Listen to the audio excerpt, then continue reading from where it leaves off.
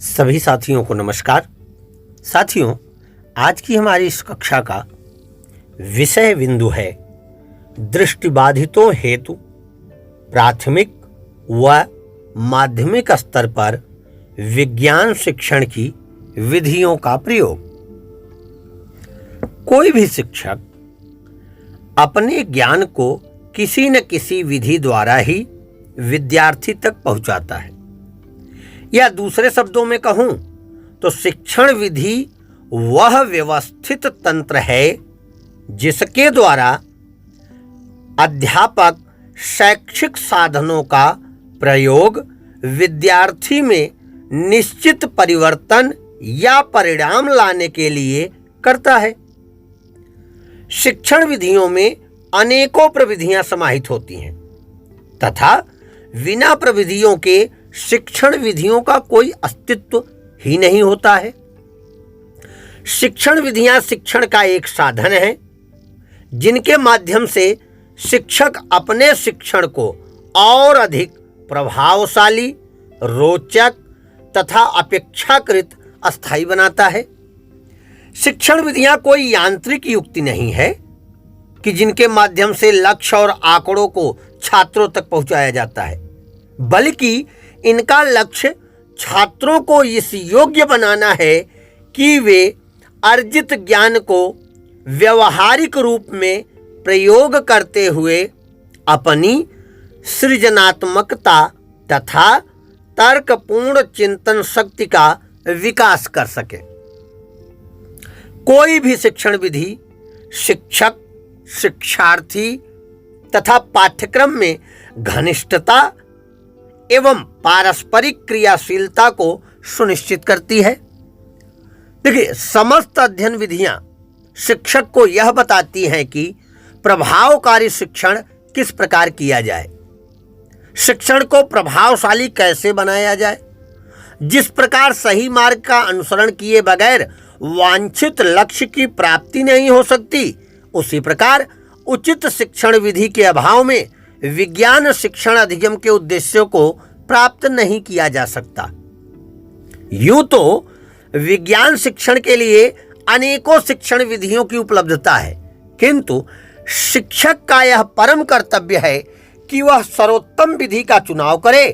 किसी विधि का सर्वोत्तम होना तथा उसके द्वारा शिक्षण अधिगम प्रभाव अनेकों बातों पर निर्भर करता है। उनमें से कुछ महत्वपूर्ण बातों को मैं यहाँ पे उल्लेखित करना चाहूँगा, जैसे विज्ञान शिक्षण एवं तत्संबंधी प्रकरण हेतु उद्देश्य प्राप्ति में कतिपय विधि की भूमिका, अधिगम प्रदानकर्ता का विधि विशेष की विशेषताओं अथवा कमियों का ज्ञान, अधिगमकर्ता का मनोवैज्ञानिक स्तर, वैयक्तिक विभिन्नता, विधि विशेष हेतु आवश्यक प्रविधियों, उपकरणों, सहायक शिक्षण सामग्रियों आदि की उपलब्धता एवं उनके प्रयोग के विधि का ज्ञान। विज्ञान शिक्षण को प्रभावशाली ढंग से प्रस्तुत करने के लिए अनेकों विधियों की उपलब्धता है, जिनमें से कुछ प्रचलित विधियों का निम्न मैं नाम ले रहा हूं। व्याख्यान विधि, प्रयोगशाला विधि, प्रदर्शन विधि, ह्यूरिस्टिक विधि, इकाई विधि, आगमन निगमन विधि, समस्या समाधान विधि, योजना विधि। इनमें से अधिकतम विधियों को आपको बताया गया है, उनके बारे में समझाया गया है, उनके अर्थ और महत्व के बारे में आपको बताया गया है। उपरोक्त विधियों की विशेषताओं आदि के लिए विज्ञान शिक्षण से संबंधित पाठ्य पुस्तकों, संदर्भों का अध्ययन किया जा सकता है। जहां तक इन विधियों के दृष्टिबाधित विद्यार्थियों हेतु प्रयोग का प्रश्न है, संबंधित शिक्षक कुछ विशेष प्रविधियों, उपकरणों, सामग्रियों आदि का चयन करके उक्त विधियों का प्रयोग कर सकते हैं। इस हेतु निम्न बातें स्मरणीय हैं। व्याख्यात्मक शब्दों जैसे सीधे, आगे, पीछे आदि को दृष्टिबाधित बच्चे के शरीर के परिप्रेक्ष्य में प्रयोग करना चाहिए। उनके शरीर के परिप्रेक्ष्य में आगे पीछे, दाएं बाएं, ऊपर नीचे बताना चाहिए। दृष्टिबाधित बच्चों को विज्ञान अधिगम रुचिकर बनाने के उद्देश्य से विज्ञान अधिगमकर्ता के रोल मॉडलों की चर्चा की जाए। इससे बच्चों में विज्ञान अध्ययन के प्रति रुचि जागृत होगी। दृष्टिबाधित बच्चों को विज्ञान का अधिगम कराते समय विभिन्न अनुदेशों को मौखिक स्पर्शीय माध्यम में बदल देना चाहिए। इसके अतिरिक्त अन्य अवशेष इंद्रियों का सहारा भी लिया जा सकता है। विज्ञान प्रयोगशाला में दृष्टिबाधित बच्चों को प्रयोगशाला संबंधी उपकरणों का प्रत्यय स्पर्श एवं मौखिक अनुदेशों द्वारा प्रदान करना चाहिए। अल्प दृष्टि की उपलब्धता में अवशेष दृष्टि का भी प्रयोग किया जा सकता है। दृष्टिबाधित बच्चों के द्वारा प्रयोगशाला में विधिवत प्रयोगों का निष्पादन करने से पूर्व परीक्षण के तौर पर कुछ विचार विनिमय और आरंभिक प्रयोगों की व्यवस्था भी की जा सकती है। प्रयोगशाला में दृष्टिबाधित बच्चों के अध्ययन प्रयोग के समस्त सहायकों विशेष विद्यालयों में अल्प दृष्टिवान दृष्टिबाधित और समावेशी विद्यालयों में दृष्टिवान दृष्टिबाधित की भी व्यवस्था की जा सकती है। प्रयोगशाला में अधिक समय का प्रावधान भी होना चाहिए। प्रयोगशाला कक्षा के संबंधी समस्त उपकरणों को निर्धारित स्थान पर रखने की व्यवस्था होनी चाहिए। दृष्टिबाधित बच्चों के लिए प्रयोगशाला में वर्नर के स्थान पर गर्म सतह हॉट प्लेट का प्रयोग करना चाहिए। अत्यधिक खतरनाक प्रयोग किसी दृष्टिवान साथी शिक्षक की ही उपस्थिति में करने चाहिए।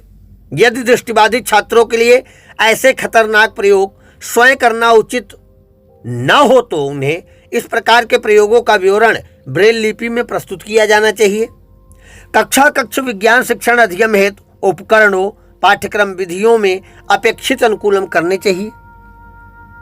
जहां तक संभव हो सके मित्रों, बहु इंद्रिय उपागम मल्टी सेंसरी अप्रोच का प्रयोग करना चाहिए। विज्ञान शिक्षण अधिगम के समय दृष्टि की अवशेष मात्रा को भी दृष्टिगत रखना चाहिए।